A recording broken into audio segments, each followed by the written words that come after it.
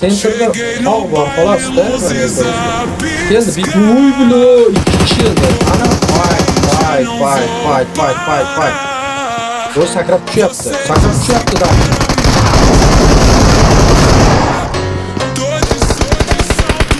Yana 1v1 holatda, lekin Akmalovda joni kamroq.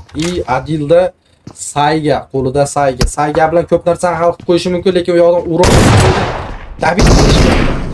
David qilish bilan band. Yaxshi, mayli. Bu ham bir qanaqadir bosdim. Hop, molta tegmadi. Birinchi etaj. Hop. Yana molta. Men seni shashlik qilaman dedi-ku, shashlik qilib yubordi. Yaxshi, Akmalov sheriksiz qoldi, lekin zonani oldi.